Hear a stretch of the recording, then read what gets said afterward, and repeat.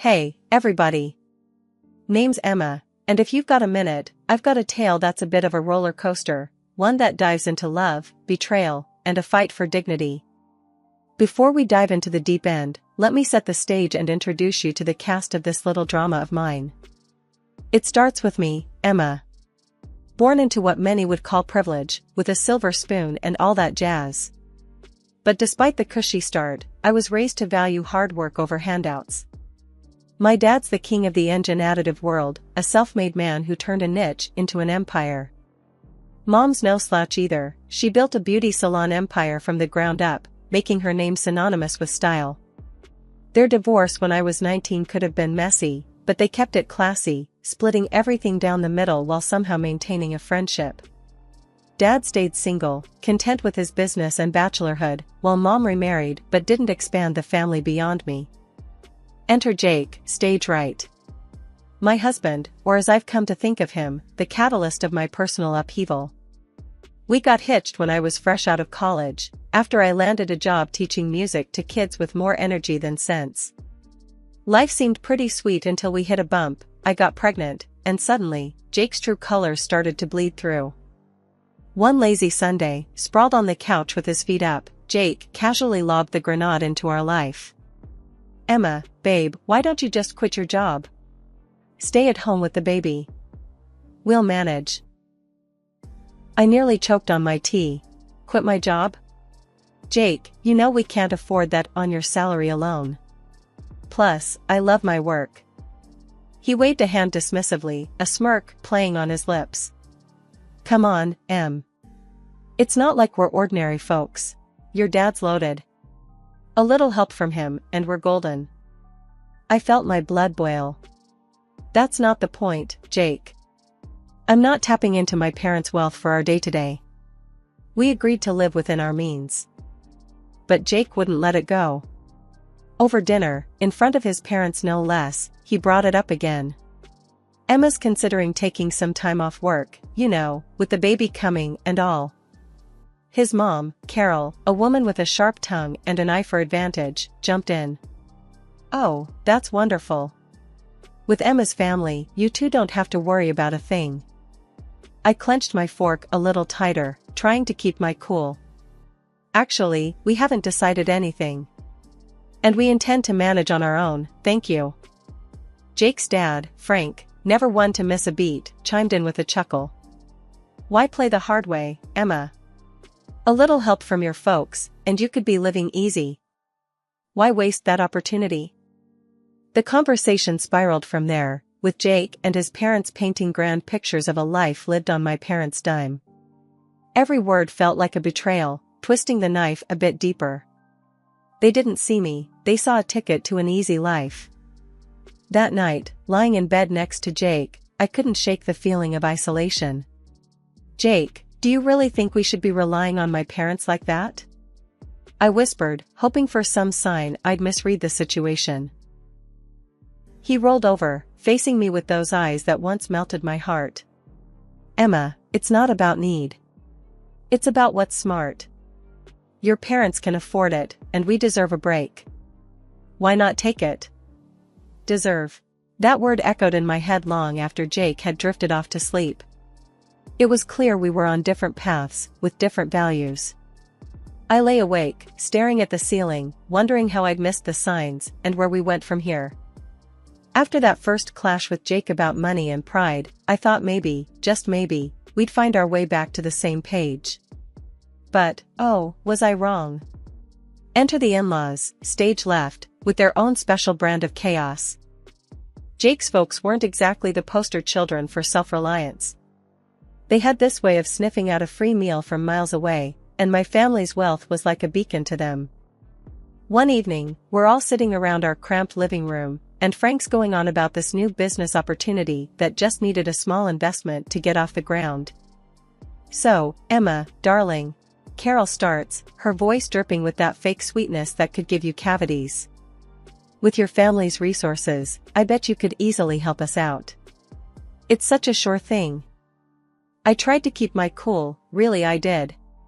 Carol, Frank, I've told you before, we're managing our finances independently. My parents' money isn't part of this equation. But Frank, oh, he's got the persistence of a door-to-door salesman. Come on, Emma. It's not like you'd feel it. What's a few thousand to your dad? He probably spends that on golf in a weekend. The audacity floored me. Here they were, sitting in our home, eating our food, and they had the guts to treat my family's hard-earned money like it was theirs for the taking. Jake tries to play mediator. Maybe they have a point. It's just a loan, right? We could help out family. Family? I nearly choked on the word. Jake, when did we decide it's our job to bankroll your parents' dreams? The room went ice cold. Carol, not one to let a moment of drama go by unexploited, piped up. Well, I never. Here we thought family helped each other out. But if you're going to be stingy. Stingy? Now, I was seeing red. Working for what you have isn't being stingy, Carol. It's called being responsible. Maybe you should try it sometime. Frank tried to smooth things over, but the damage was done. Look, Emma, no need to get upset. We're just talking here.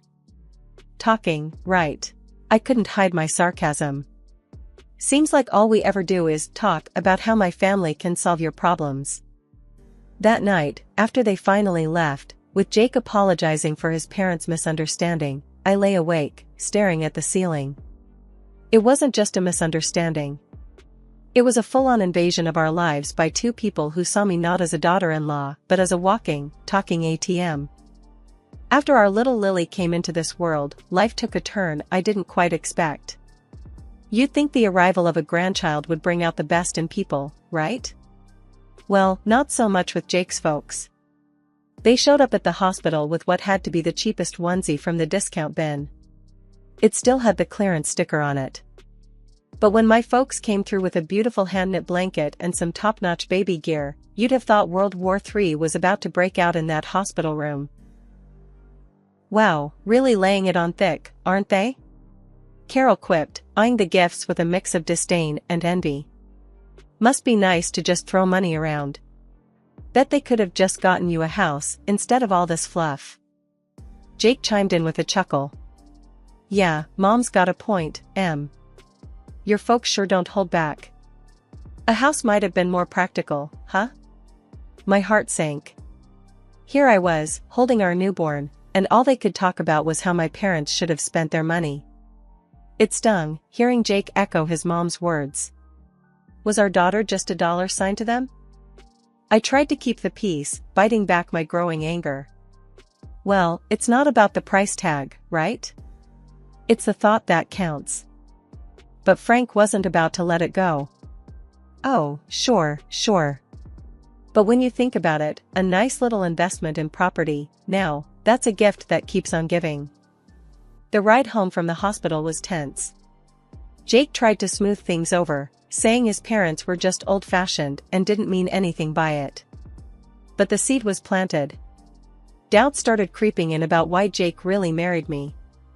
Was it love, or was my family's bank account the main attraction?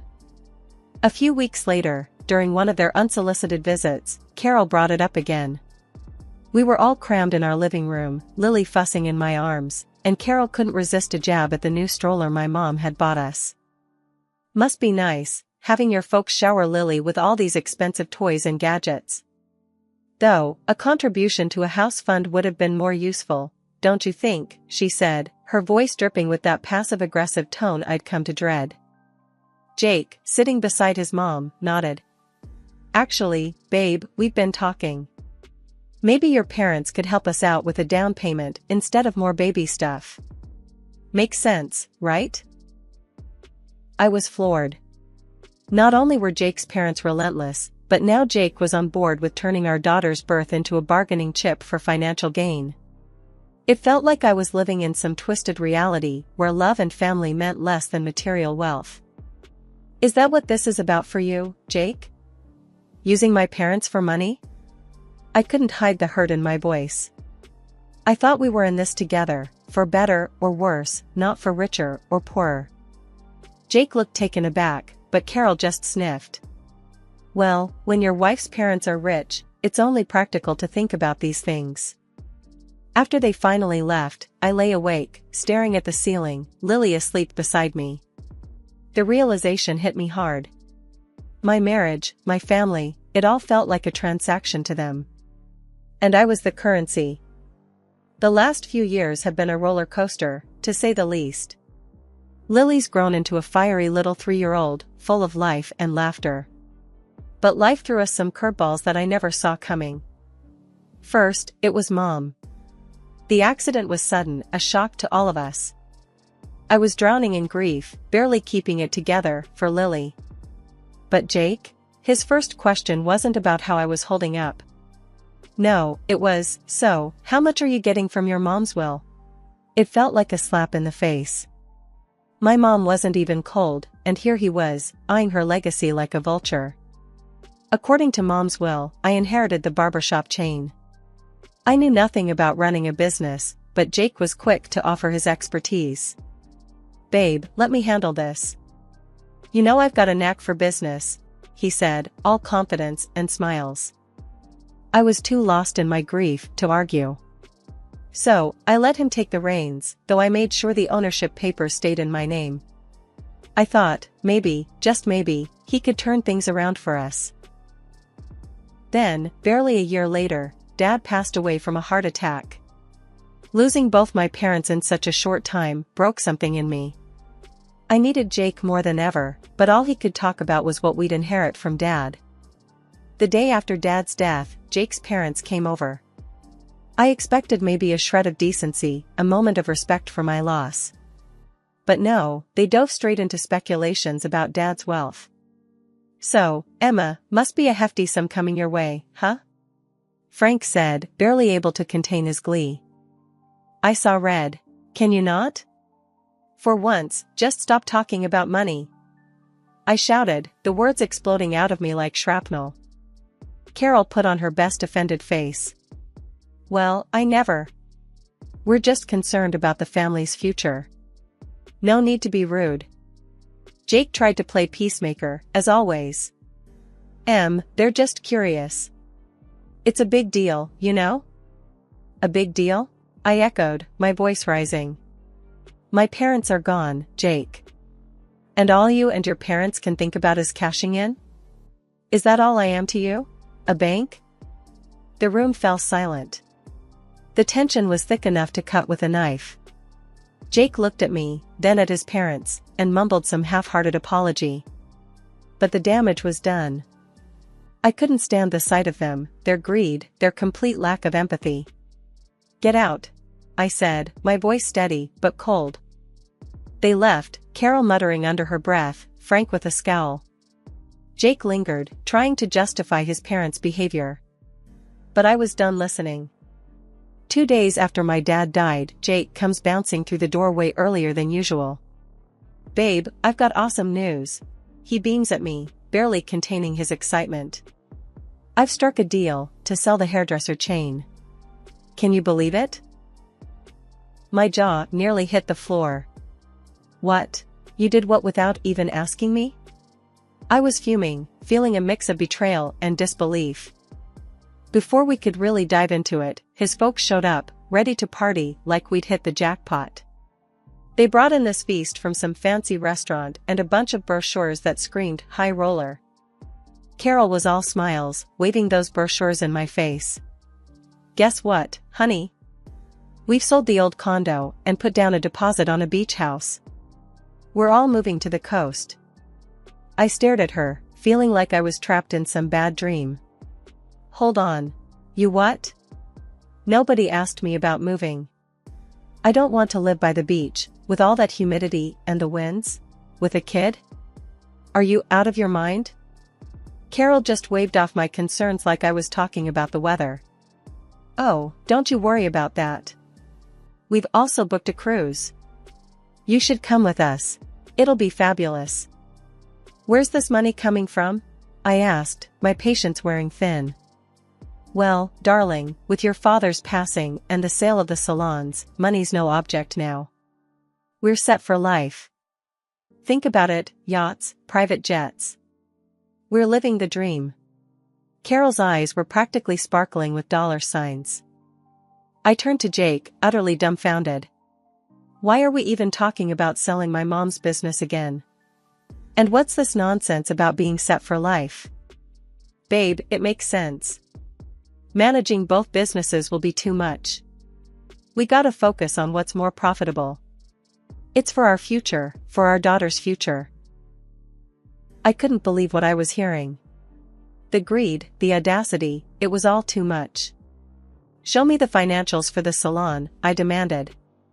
I want to see everything before we make any rash decisions. Jake squirmed, avoiding eye contact. Look, it's all about our future, about making sure we're comfortable. His parents joined the chorus, pressing me to just let go and enjoy the windfall.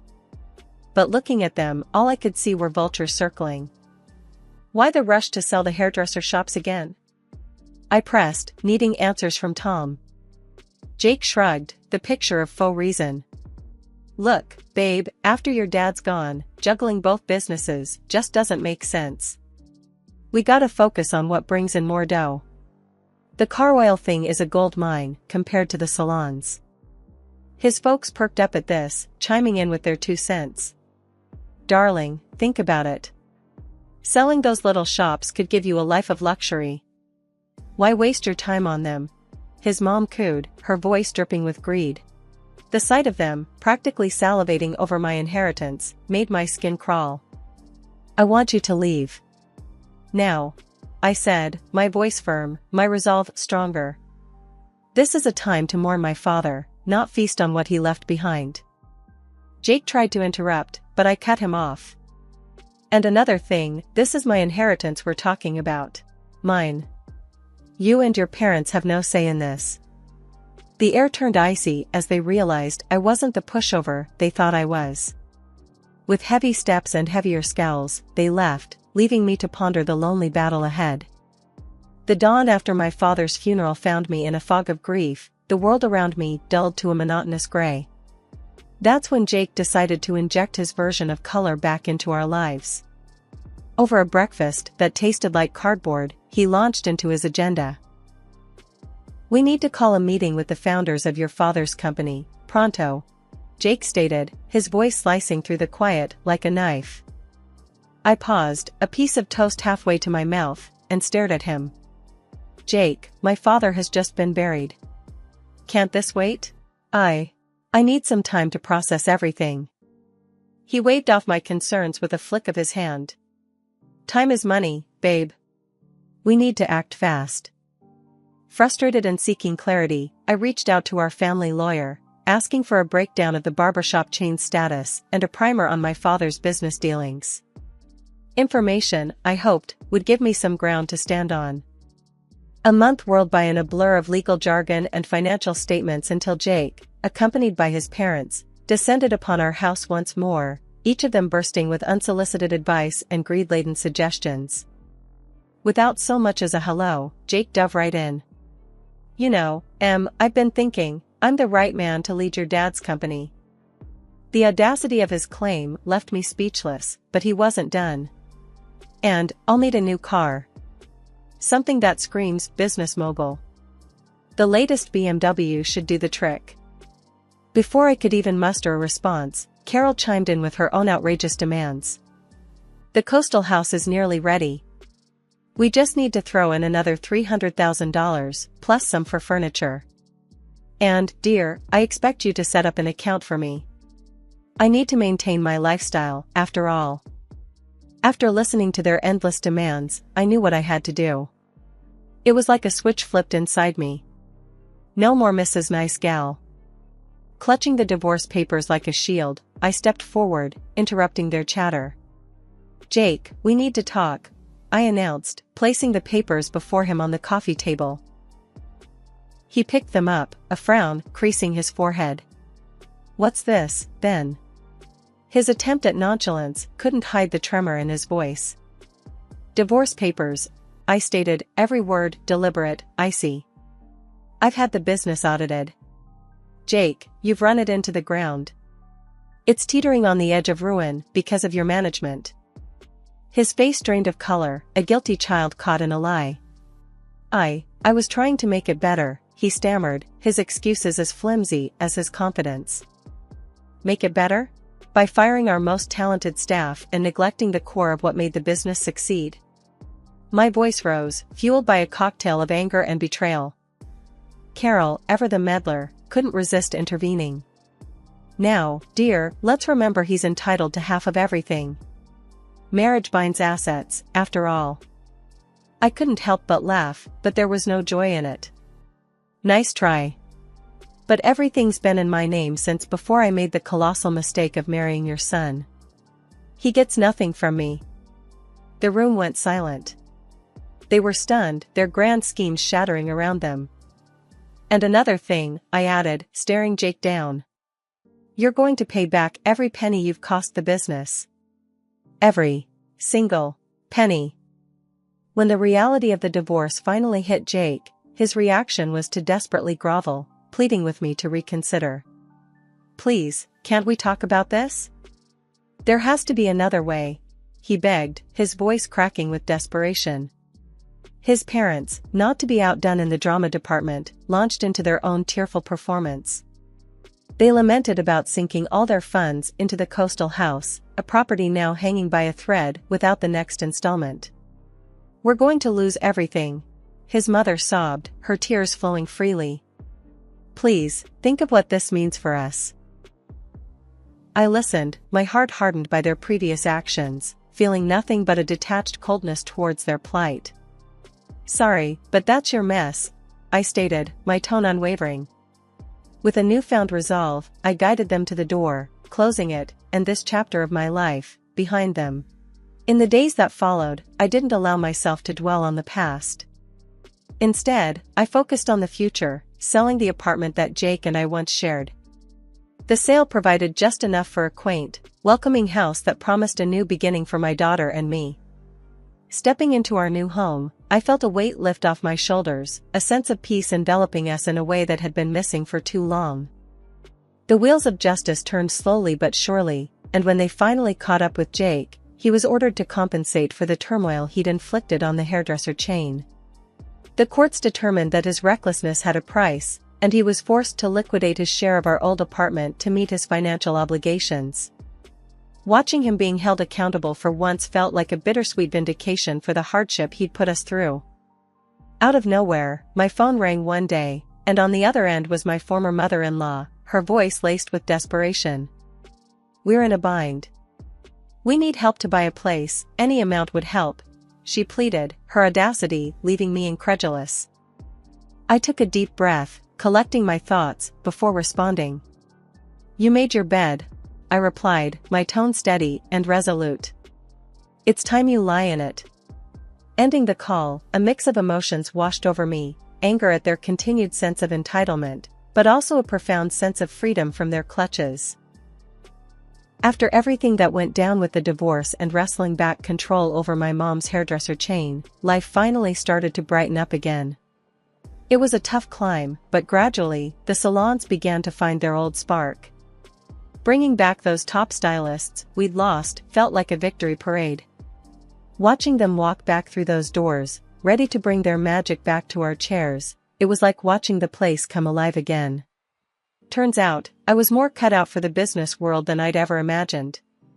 Each day was a new lesson, a new surprise about what I could achieve. If it hadn't been for being cornered by life's cruel twists, I might never have uncovered this side of me.